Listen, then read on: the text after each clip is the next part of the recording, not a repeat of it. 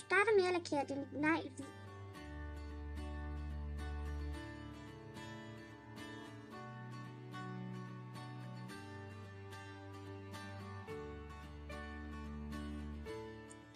Så tager du dotting tool, dypper det i lidt lille lilac, prikker helt ned langs siden, hele vejen ned, fra din neglerod til spidsen af neglen, i en digestreg.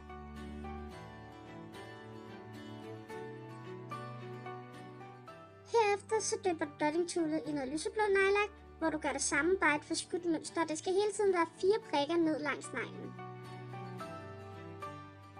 Og der skal ikke være for meget afstand, fordi der skal være plads til 3 farver mere. Så tager du en grøn nejlak, gør det samme, som du gjorde på den første gang med de lille prikker.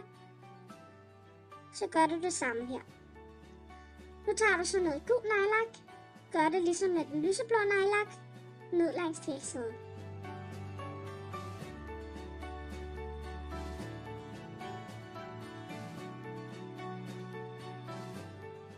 Nu kommer vi til den sidste farve, som er rød. Der gør du så den samme teknik, som du har gjort med den grønne og den lille. Og igen hele vejen fra neglen, spids af og helt op til negleroden.